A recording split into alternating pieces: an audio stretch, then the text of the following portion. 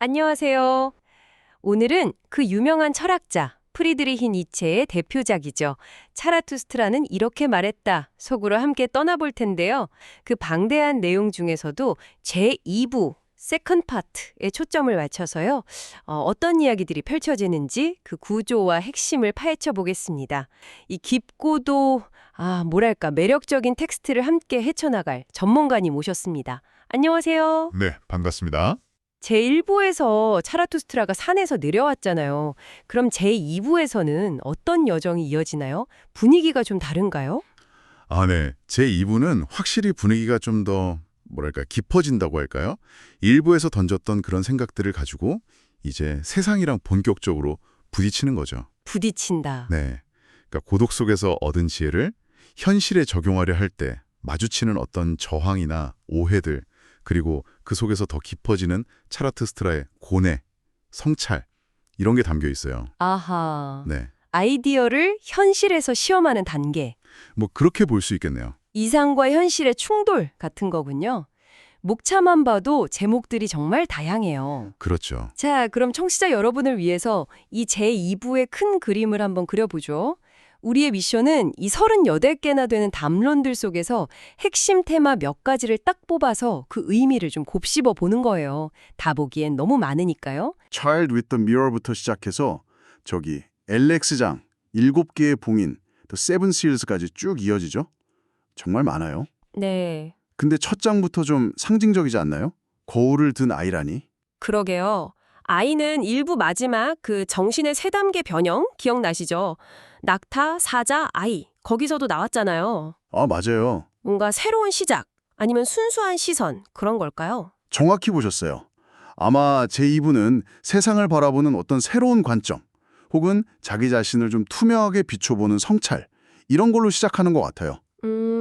기존의 뭐랄까 때 묻은 시각 말고요. 아이처럼 순수하면서도 동시에 날카로운 눈으로 세상을 보겠다. 뭐 이런 선언 같기도 하고요. 흥미로운 시작입니다. 자, 그럼 이 38개 담론들 이걸 몇 가지 큰 주제로 묶어서 보면 어떨까요? 목차를 보니까요. 차라투스트라가 여러 집단이나 가치관에 대해 되게 날카롭게 말하는 부분들이 있더라고요. 네네.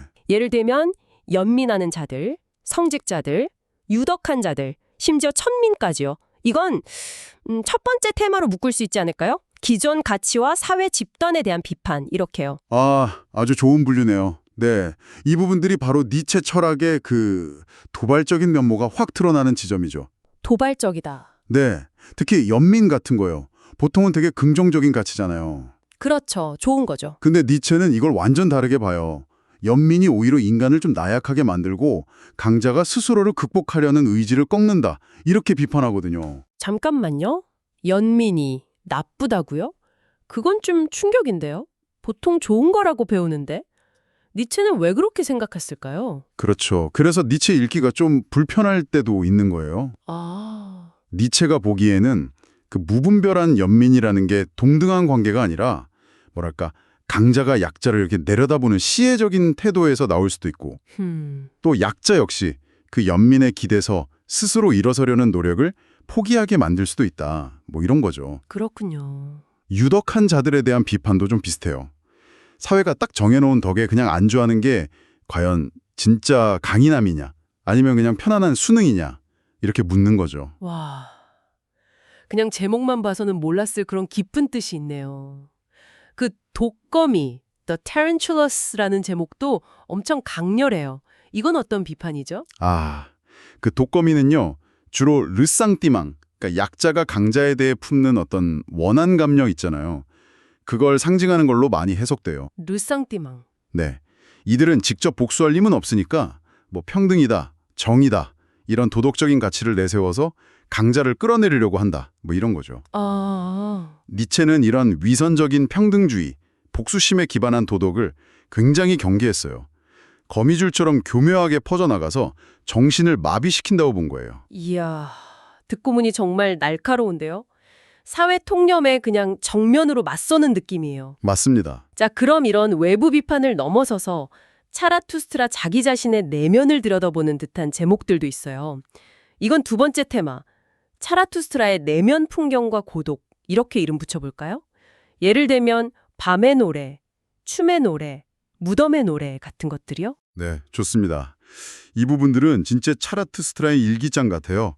그 깊은 고독, 밤의 노래나 무덤의 노래 같은 거요. 네. 그럼에도 불구하고 삶을 긍정하고 춤추려는 의지, 춤의 노래, 이런 게 아주 시적으로 그려지죠. 시적이다. 네, 철학자이지만 동시에 시인이었던 니체의 면모가 잘 드러나는 장들이에요. 세상을 향해 막 외치다가도 결국은 자기 내면으로 깊이 들어가는 그런 인간적인 모습도 보여주고요. 세상과 싸우는 투사 같기도 하고 밤에는 혼자 고뇌하는 예술가 같기도 하네요. 그렇죠. 이런 내면의 여정 속에서 이제 진짜 중요한 개념이 나오는 것 같아요. 바로 자기 초극, 셀프 서페싱. 이거야말로 니체 철학의 핵심 아닌가요? 아, 맞습니다. 이걸 세 번째 테마, 핵심 철학 개념의 등장으로 볼 수 있겠네요. 네네. 자기 초극, 이건 제2부, 아니 니체 철학 전체를 관통하는 핵심 아이디어죠. 네. 인간은 현재 상태에 만족하거나 안주하면 안 된다. 끊임없이 자신을 넘어서 더 높은 단계로 나아가야 한다. 이런 거죠. 마치 애벌레가 나비가 되듯이 기존의 자신을 허물고 더 강하고 창조적인 존재, 바로 그 위버맨시로 나아가라는 촉구예요. 위버맨시 들어봤어요. 그럼 이 자기 초극이라는 게 구체적으로 어떻게 하라는 걸까요? 그냥 뭐 노력해라 이런 건 아닐 것 같은데요? 아, 좋은 질문이에요. 이게 그냥 단순히 성공해라, 더 나은 사람이 되라, 이런 자기계발 구호랑은 좀 달라요. 다르다. 네, 훨씬 더 근본적인 변화를 요구하는 거예요.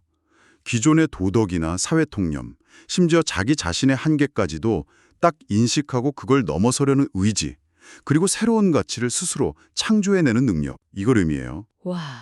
그래서 굉장히 어렵고 어쩌면 고통스러운 과정일 수 있죠. 새로운 가치를 스스로 창조한다? 정말 거대한 이야기네요. 이런 맥락에서 보면 숭고한 자들, 교양의 나라, 학자들, 시인들 이런 제목들도 좀 이해가 가요. 이 사람들은 어쩌면 자기 초극과는 거리가 먼 기존 틀 안에서만 활동하는 사람들에 대한 이야기일 수도 있겠군요. 그럴 가능성이 높죠. 네, 니체는 당시 지식인이나 예술가들이 현실에 안주하거나 객관성, 아름다움 이런 명목하에 삶의 그 생생한 역동성을 외면한다고 비판하곤 했거든요. 아, 그러니까 교양의 나라는 세련됐지만 생명력을 잃은 문화. 학자들은 지식은 많은데 창조적이지 못한 사람들, 이렇게 볼 수 있어요. 그들이 어떻게 자기 초국의 길에서 벗어나 있는지 그걸 지적하는 거죠. 그렇군요. 비판의 대상이 단순히 종교인이나 대중뿐만 아니라 소위 지식인, 예술가에게까지 향하는군요. 그렇죠. 날카롭죠? 자, 그럼 네 번째 테마로 넘어가 볼까요? 후반부로 갈수록 제목들이 더 심오해지고 상징적으로 변하는 느낌이에요. 환영과 수수께끼, 구원, 가장 고요한 시간 같은 것들이요. 이거 혹시 궁극적 사유와 영혼회귀와 관련된 부분일까요? 네, 바로 그 지점입니다.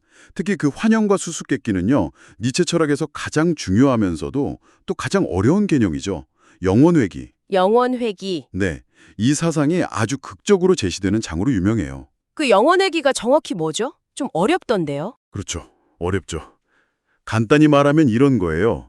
만약 당신의 삶 전체가 모든 고통과 기쁨, 모든 사소한 일까지 다 포함해서 무한히 반복된다면 당신은 그 삶을 긍정하고 다시 살기를 원할 것인가 하는 정말 무시무시한 질문이죠.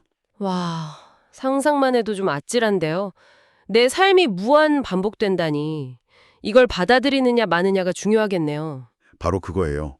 니체에게 영혼 회귀를 긍정한다는 건 삶의 모든 순간, 심지어 가장 끔찍했던 고통까지도 피하거나 부정하지 않고 온전히 받아들이겠다. 이런 최고의 삶 긍정의 표현인 거죠. 아, 구원, 리뎀션이라는 제목도 아마 이와 관련이 있을 거예요. 과거의 후회나 고통으로부터의 구원은 미래를 바꾸는 게 아니라 그 과거마저도 필연적인 것으로 받아들이고 사랑하는 데 있다. 이런 거죠. 가장 고요한 시간은 아마 이런 깊은 깨달음이 찾아오는 순간, 그걸 묘사하는 걸 테고요.